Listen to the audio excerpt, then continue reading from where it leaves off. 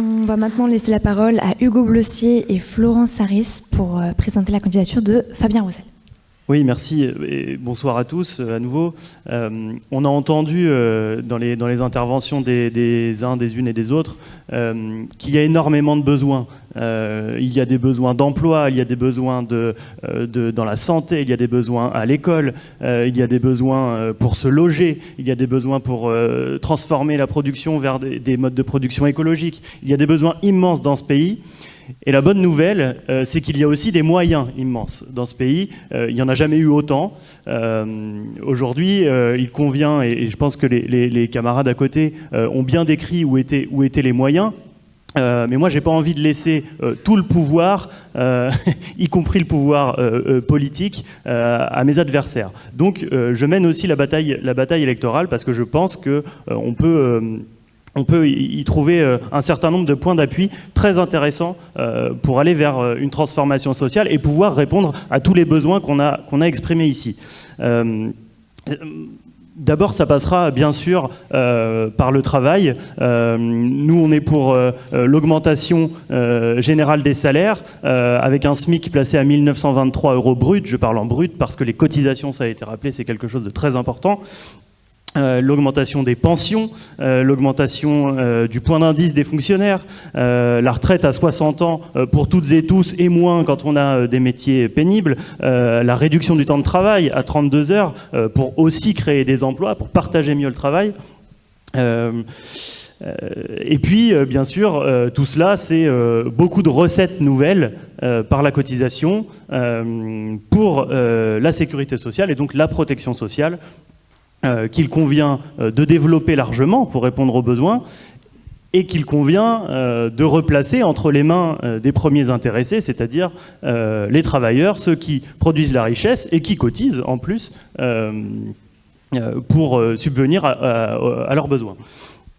Nous pensons aussi qu'il faut garantir un droit universel au travail pour éviter de recourir aux différents palliatifs qui existent aujourd'hui. On veut éradiquer le chômage, ça passe par un système où tout le monde a le droit à l'emploi, au travail ou à son entreprise bien sûr, et quand il n'est pas en situation d'emploi, il est en situation de formation pour évoluer parce que, bien sûr, les besoins de la société et les besoins de l'entreprise au sens général évoluent. Quand on est en formation, dans le système qu'on propose, et grâce notamment à la cotisation et à des revenus nouveaux, on a le droit à la garantie de ses conditions sociales, de son salaire, de sa protection sociale, et donc par ce biais, on éradique le chômage. C'est bien pour les gens qui subissent le chômage, mais ça prive aussi les capitalistes de ce levier important qu'ils utilisent contre nous et pour faire pression sur nos droits, qu'est le chômage. On veut développer les services publics, l'école, les hôpitaux, 90 000 enseignants, 90 000 AESH avec un réel statut, 100 000 recrutements de soignants dans les hôpitaux, mais aussi doublement du budget de la justice. Donc, c'est la moitié du temps. C'est la moitié du temps, ok. Eh ben, je vais laisser la parole à Florence qui va développer sur un autre sujet qui lui tient à cœur. Oui, excusez-moi. Alors, excusez-moi pour le retard. Mais j'ai quelqu'un qui a espionné la salle et qui m'a rapporté les questions qui ont été posées. Et il y a eu plusieurs questions sur les violences faites aux femmes, grande cause du quinquennat, et on n'a rien vu venir. Donc moi, ça me tient à cœur. Parce que voilà, je suis conseillère départementale et maintenant je suis sollicitée par des associations qui me disent il n'y a toujours pas de moyens, on veut plus de moyens et tout ça.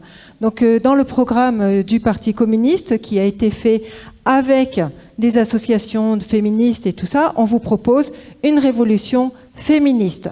C'est vraiment voilà. Donc c'est super important. On veut, pour arrêter le budget nécessaire pour mettre en place cette révolution féministe, il est minimum de 1 milliard d'euros qui n'a pas été investi du tout pendant le quinquennat. Donc, parce que les femmes, elles subissent la triple peine. La précarité économique, on l'a vu, ce sont elles qui, à 90%, travaillent dans des boulots précaires et qui ont été en première ligne pendant la crise.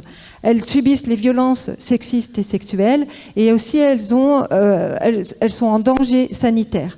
Donc les premières mesures à mettre en place, il y a l'égalité salariale pour revaloriser tous ces métiers qui sont dévalorisés.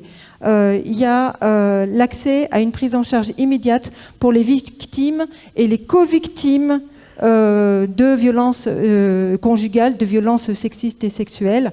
Il faut qu'il y ait des lieux d'accueil pour psychotraumatiques, donc dans les communes, dans les communautés d'agglomération, dans les départements, pour que ces femmes aient une prise en charge immédiate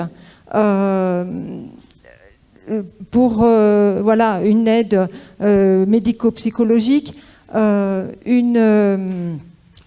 hébergement d'urgence et puis un accès aux droits, des conseils pour pouvoir continuer, oui, pour pouvoir continuer à vivre et décemment, etc. Voilà. Et puis, on le voit, donc les femmes, elles subissent la discrimination. Et je voudrais élargir aussi à toutes les formes de discrimination que nous subissons plus ou moins. Si on est une femme, si on est une personne porteur de handicap, si on est une personne dont l'origine est étrangère ou supposée étrangère, si on est une personne qui a une religion qui ne correspond pas à des standards qu'on dit la France, et voilà. Donc il faut vraiment arrêter toutes les discriminations parce que déjà le racisme, ce n'est pas une opinion, c'est un délit. Et donc il faut mettre en place des mesures de prévention dès le plus jeune âge. C'est terminé. À l'école. Voilà. Merci. Merci beaucoup.